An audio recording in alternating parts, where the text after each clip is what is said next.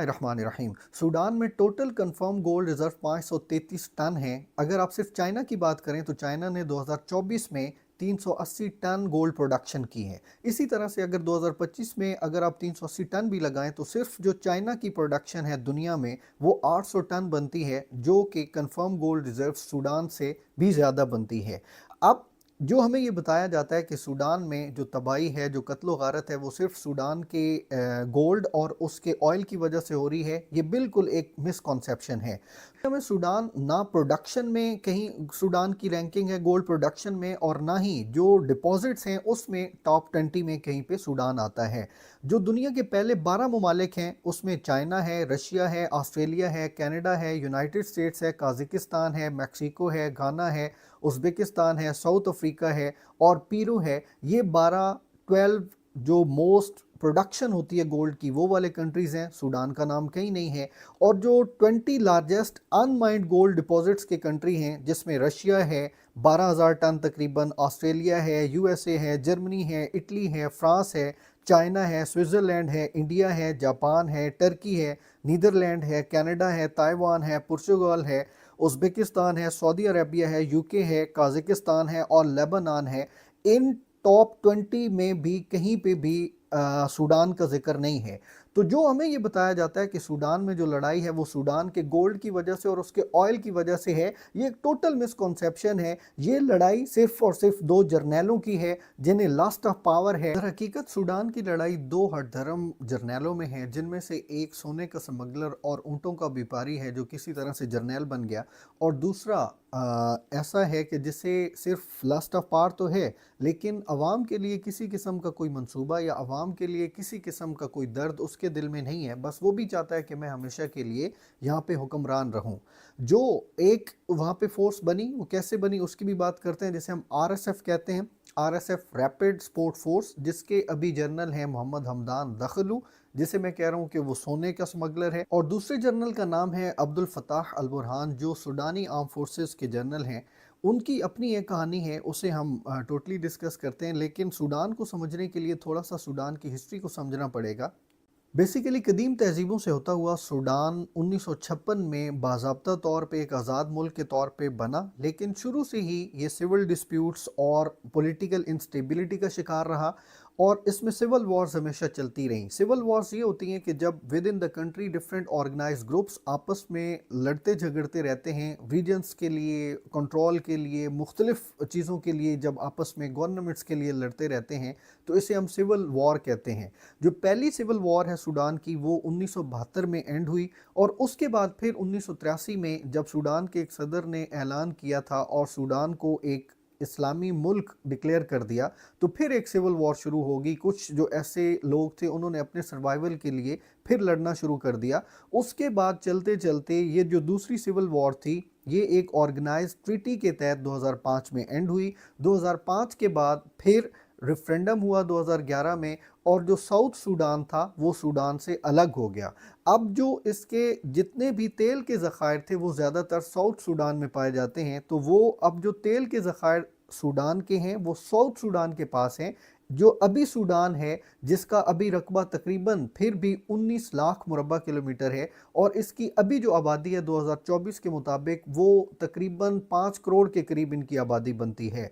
रकबा पाकिस्तान के रकबा से भी डबल से भी ज़्यादा है, और आबादी इतनी कम है कि अगर इन ठीक तरीके से इन तमाम चीज़ों को ऑर्गेनाइज किया जाए तो सूडान वाले बहुत अच्छी लाइफ गुजार सकते हैं। मौजूदा सूडान की तकरीबन 18 स्टेट्स हैं, जिसमें से दारफोर खुर्तूम उसका दारुल हुकूमत भी है सूडान का, और एक स्टेट का नाम भी है, और इसमें वाइट नाइल और ब्लू नाइल और भी ऐसी स्टेट्स हैं। ज़्यादा जो मशहूर है जिसकी वजह से डिस्प्यूट्स वगैरह हुए और जो ज़्यादा लाइमलाइट में है वो दारफोर ही है। दारफोर पे हम तफसीलन बात करेंगे।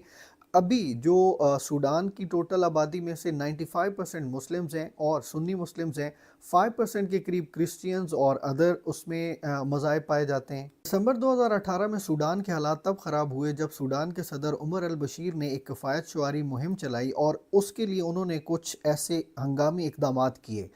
उमर अल-बशीर पिछले 30 साल से सूडान के हुक्मरान थे और 1989 में कू के दौरान वो हुक्मरान बने थे, फौजी हुक्मरान थे। तो अवाम इसलिए भी उनसे थोड़ी मुतनफ़र थी कि 30 साल हुक्मरानी के बाद अब ये हमें किफ़ायत शुआरी की बातें बता रहे हैं। कोई काम अगर कर लेते तो एटलीस्ट हमारी ज़िंदगी भी थोड़ी सी आसान हो जाती। उसके बाद फिर एहतजाजों का सिलसिला जो शुरू हुआ तो अप्रैल 2019 में इन्हें उमर अल-बशीर को माज़ूल होना पड़ा। अप्रैल 2019 में जब ये माज़ूल हुए तो फ़ौजी हुकूमत आ गई। ये जो मोहम्मद हमदान दखलू था, ये इनका बहुत राइट हैंड था, बहुत इनसे करीब था, एक करीबी साथी था। लेकिन अप्रैल 2019 में उन्होंने उसके साथ अपनी वफ़ादारी को ख़त्म किया और अपनी वफ़ादारी को चेंज करके अपना जो रुझान था वो शिफ्ट किया। पूरी फौजी हुकूमत बनाने के बाद ये वादा किया गया कि जून 2019 तक जो हुकूमत है वो अवामी जमहूरी नुमाइंदों को दे दी जाएगी। लेकिन इसी दौरान मुजाहरे हुए। मुजाहरे में जब फ़ौज ने वहाँ पे फायरिंग की तो 87 के करीब मुजाहरीन मारे गए। वहाँ पे फिर बहुत ज़्यादा मामलात ख़राब हो गए। दोबारा अगस्त 2019 में फिर फ़ौजी और सिविल हुकूमत एक मखलूत किस्म की हुकूमत बनी। लेकिन ये भी ज़्यादा देर तक ना चल सकी और अक्टूबर 2021 में जनरल अब्दुल फ़त्ताह अल बुरहान ने फिर उस मखलूत हुकूमत का तख्ता उलटकर सारे का सारा इक़्तिदार अपने कब्ज़े में कर लिया। यहाँ से मोहम्मद हमदान दखलू और जनरल अब्दुल फ़त्ताह अल बुरहान में प्रॉपरली एक लड़ाई शुरू हुई इक़्तिदार के लिए और अपनी अपनी पॉलिसीज़ को मनवाने के लिए। और फिर उसका जो तसलसल है वो आगे को बढ़ा। बाकायदा खाना जंगी का आगाज़ अप्रैल 2023 में हुआ जब आरएसएफ को पूरे मुल्क में डिप्लॉय किया गया। तो इस बात को एसएएफ जो सूडानी आर्म फोर्सेस हैं उन्होंने अपने लिए बहुत ख़तरा महसूस किया और दोनों फोर्सेस ने खुर्तूम का रुख किया। खुर्तूम में पहुंच के जो सूडानी आर्म फोर्सेस हैं और उनकी जो फ़िज़ाइया है उन्होंने हमला किया और वो खुर्तूम तकरीबन 60 लाख आबादी का शहर है, उस पर काफ़ी नुकसान हुआ, काफ़ी जानी नुकसान हुआ। खुर्तूम पे इन्होंने अप्रैल 2023 में कब्ज़ा कर लिया था आरएसएफ ने, जिससे मार्च 2025 में दोबारा जो सूडानी आर्म फोर्सेस हैं उन्होंने वापस ले लिया। अभी जो रिसेंटली 2025 में लीबिया और मिस्र के कुछ इलाके हैं जिसके साथ साथ वो क्लेम करते हैं आरएसएफ के हमने कब्ज़ा कर लिया है। और एक सूडान का शहर है अल-फशर, उस पे इन्होंने मुकम्मल तौर पे कब्ज़ा करके वहाँ बहुत ज़्यादा जुल्म किया है। जो आरएसएफ है उसका ट्रेडमार्क ही मसैकर और कत्लेआम है। फरवरी 2003 में जब सूडान के सूबा दारफोर में बगावत हुई तो उस वक्त फ़ौज की कमांड अब्दुल फ़त्ताह अल बुरहान के पास थी। इसी बगावत के ख़िलाफ़ जिंजावीद मिलिशिया को इस्तेमाल किया गया जहाँ से ये आरएसएफ की इब्तदा हुई।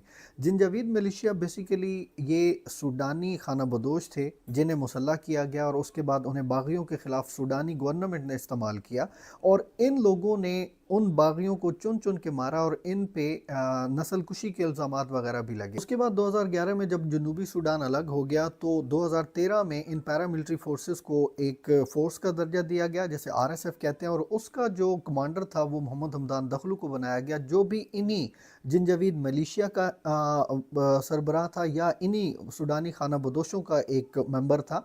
उसके बाद फिर ये एक फ़ोर्स के तौर पे सामने आई और अभी जो आरएसएफ है उसकी जो तादाद है 2023 के एक सर्वे के मुताबिक वो तकरीबन 1 लाख से 1.5 लाख के करीब है। सूडानी फोर्सेस पहले उनकी तादाद कम थी लेकिन 2024 के मुताबिक सूडानी फोर्सेस जो सूडानी आर्म फोर्सेस हैं उनकी तादाद अभी तकरीबन 3 लाख है। अब ये 1.5 लाख और 3 लाख जो हैं वो आपस में लड़ रहे हैं मुख्तलिफ हिस्सों के लिए और मुख्तलिफ पर्पज़ के लिए। Last but not the least अगर हम सूडान के ओवरऑल रिसोर्सेज की बात करें तो उसमें गोल्ड है जो अफ्रीकन 54 कंट्रीज़ हैं उसमें सूडान तीसरे नंबर पे आता है और इसके जो कंफर्म गोल्ड रिजर्व्स हैं वो 533 टन है और जो अनवैल्यूएटेड हैं वो तकरीबन 1100 टन है। अब इस सोने पे दुनिया की कोई ख़ास नज़र नहीं है। कुछ ममालिक को वो कहते हैं थोड़ा बहुत वो इस पे नज़र रखते हैं लेकिन दुनिया में दूसरे ममालिक में हमने कहा कि बहुत ज़्यादा सोना भी और सारे ये चीज़ें मौजूद हैं। तो अंदाजे के मुताबिक आज तक तकरीबन 1.5 लाख लोग मुख्तलिफ डिस्प्यूट्स में मर चुके हैं सूडान में और 12 मिलियन के करीब ऐसे लोग हैं जो अपने घर को छोड़कर मुख्तलिफ इलाकों में जाके शिफ्ट हो गए हैं। सूडान ऐसा मुल्क है और यहाँ पे ऐसी खाना जंगी है कि जहाँ पे बाहर से किसी को आके कुछ करने की ज़रूरत नहीं है। वहाँ पे अपने ही लोग अपनी ही मिलिशिया वो काफ़ी है अपने लोगों को मारने के लिए। अब इन्हें कौन समझाएगा? ये एक अजीब सी इंसान को हैरत होती है कि ये कैसे मुसलमान हैं कि जिन्हें कुछ समझ नहीं आ रहा कि उन्होंने एक इंसान को भी नहीं कत्ल किया जा सकता अगर पूरी दुनिया माफिया सोने का बना दिया जाए। ये कैसे लोग हैं कि जो थोड़े से सोने के लिए या थोड़े से मामलात के लिए अपने ही खून को और अपने ही लोगों को कत्ल किए जा रहे हैं और उनकी कब्रें बनाए जा रहे हैं, और इन्हें कोई समझाने वाला और कोई पूछने वाला नहीं है।